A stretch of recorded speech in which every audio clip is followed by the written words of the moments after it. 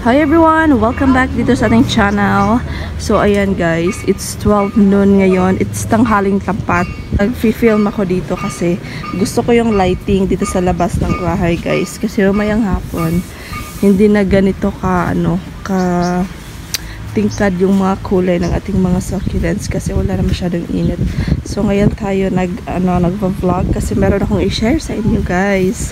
So kung napapansin niyo yan, nasa malaking pot itong si Veltana guys kasi nilagay ko siya dito sa malakihan kasi napakalaki na nito. Tingnan niyo naman guys kasi nung dati nasa ganito siya kalaki, tapos tinransfer ko siya dito sa malakihang pot guys, kung napapansin nyo yan. Tinamnan ko niyan ay itong pot na to guys. Ayan. Tapos nilagay ko dito ay si burrito. So at last nakapag-propagate na tayo ng burrito guys, ganito from our mother plant galing sa pot na to. Ayan. So hindi na siya gaano kataas yung mga stem niya guys. Ayan so dito pinugutan ko guys dyan at saka dito ayan, meron pa dito sa likod. Tingnan natin. Dito guys dyan pinugutan ko. So ayan na siya guys, medyo maiksi na yung buhok ng ating piggy bank, no? So ito na yung na-propagate ko. Ayan. Diba ang ganda? So maya-maya guys, anuhin natin siya. Magdilig tayo nito. Kasi tingnan nyo naman yung soil mix, napaka-dry. Doon din guys, dyan sa ating kalancho na variegated, pinutulan ko din yan, nag-propagate tayo niyan kasi napakataas na ng mga stem niyan. So nagpugot ako dyan at saka doon. 'Di ba? Napakalaki na ng leaves kasi hiyang na hiyang sila dyan guys. Tapos tinanim ko sa ibang pot, pinagsama ko sila. So ayan, ipakita ko sa inyo dito guys. Ayan, nandito ako sa kasi napakainit doon banda guys. So tumisilong ako dito. So ito na pala siya guys. Ayan yung ating na-propagate na kalancho na variegated. Ayan siya, 'di ba? Napaka laki ng mga leaves. Tingnan nyo naman guys ayan siya, napakalaki compared nitong mga nandito sa harap. Ayan, ito yung mga ibang leaves, ayan yung mga maliliit, tapos ito yung super laki. So nilagay ko muna siya dito guys kasi wala masyadong init dito banda. So okay lang sila dyan, 'di ba? Napakaganda ng kulay. So ayan yung propagations natin, nilagay ko dyan na lang muna kasi doon sa mga succulents ko guys, napakainit sa ngayong oras. Tingnan nyo naman. So hindi tayo pwedeng maglagay ng mga propagations kasi guys, napapansin ko kapag meron akong nilagay ng mga leaves dyan sa gilid-gilid ng mga succulents natin ay nasusunog. Kaya pala guys, nasusunog kasi ang init sa ganitong oras. So namamatay yung mga leaves na pinopropagate ko. Meron pala akong i-share guys kasi meron din akong nirepot dito sa malakihang pot kagaya ni mermaid's tail. Dati guys, nasa maliit siya na pot.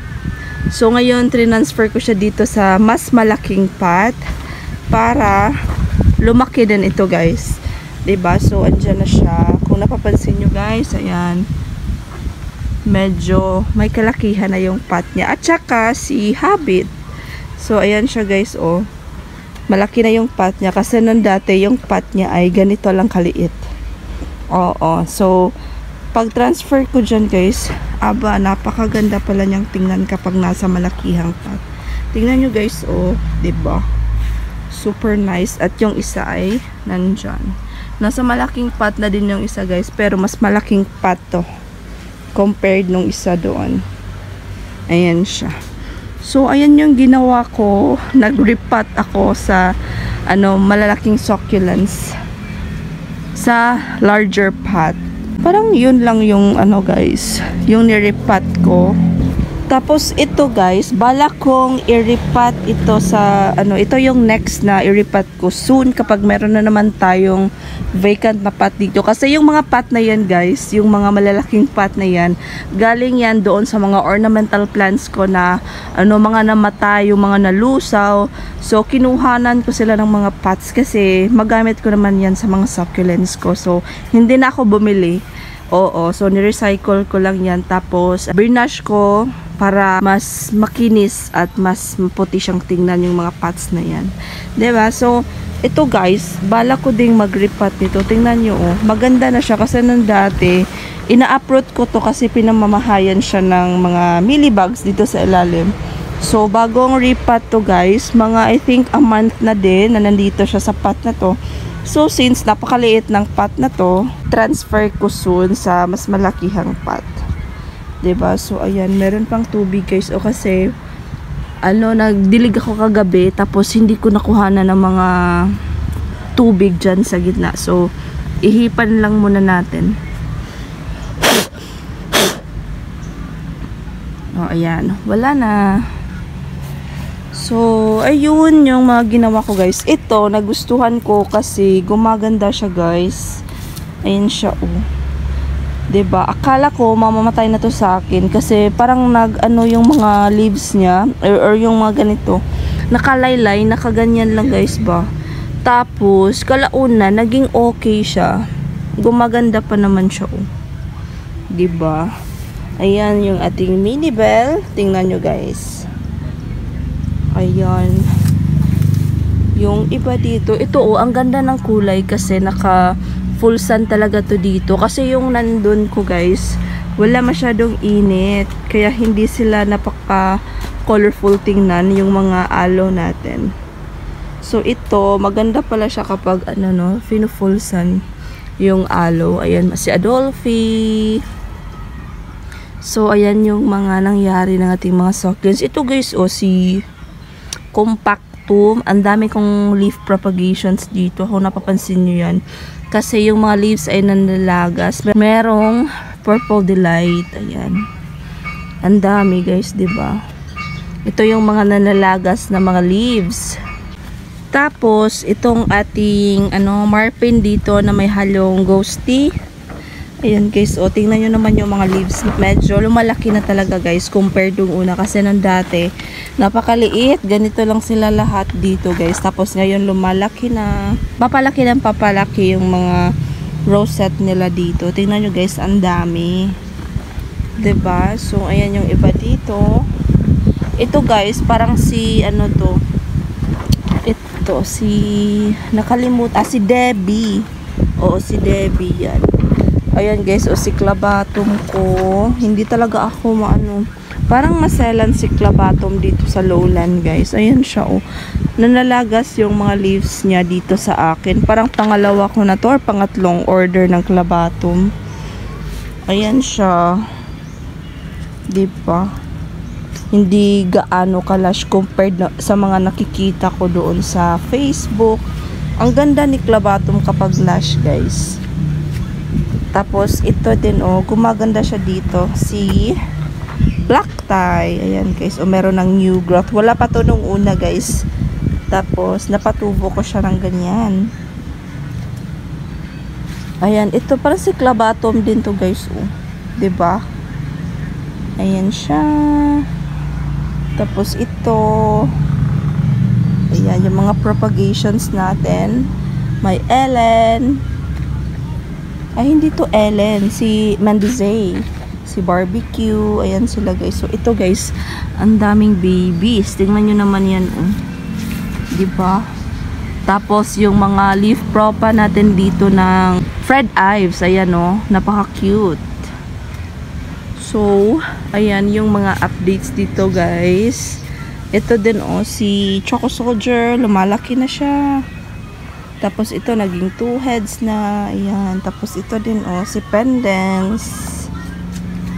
Tapos ito yung mga propagations. Ayan oh, ang dami. Mga babies. Diba? Ito si Super Bomb. May Purple Delight. May Choco Moonstone. Si Mendoza. Ito si Marine. Ayan sila guys. Diba? So, ito yung mga nagawa ko. Ito talaga guys, so ang laki ng pot. Oo, ayan siyang laki. Tapos ang ganda ng kulay ng iba dito guys. Especially yung ating Ellen. O, tingnan nyo naman kung gaano sila ka-healthy at kabubutsog, diba? At si ano din, oh. Tingnan nyo yan guys, oh. Diba? Ang ganda ng kulay ni Ma, diba?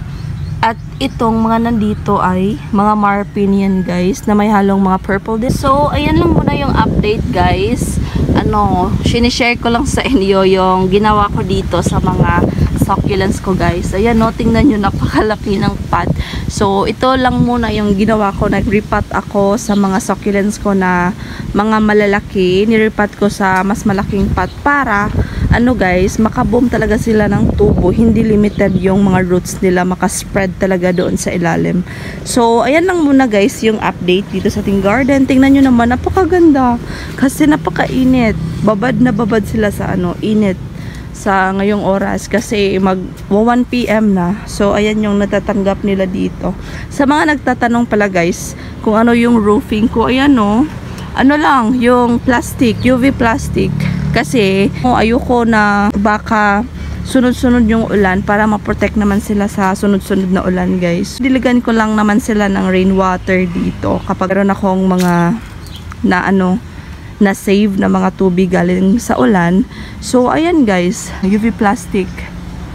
Kasi nung dati, shade net yung ginamit ko guys. Pero hindi pwede kasi may sunod-sunod na ulan. So, paano ako magsisave nitong mga succulents na to kapag sunod-sunod ang ulan? Kawawa sila, 'di ba? So, ayan, nag-change ako ng UV plastic para ma-protect naman sila sa rain kapag palaging umuulan.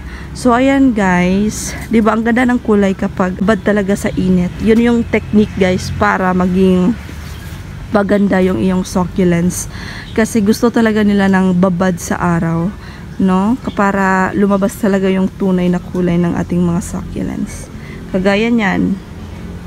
Tapos yung nandun, 'di ba ang gandang tingnan guys. So, yung mga succulents nyo, wag nyong ipasok sa bahay nyo kasi hindi talaga nyo makikita yung yung totoong beauty kasi maging sila, maputla silang tingnan.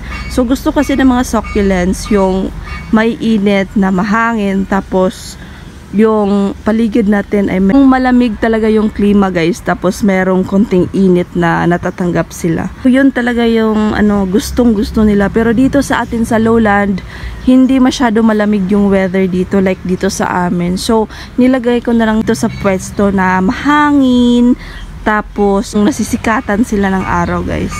So yan lang muna yung mai-share ko sa inyo sa araw na ito guys. I hope meron kayong natutunan or na-enjoy nyo itong pagtutour ko dito sa aking mga succulents kahit napakainit guys.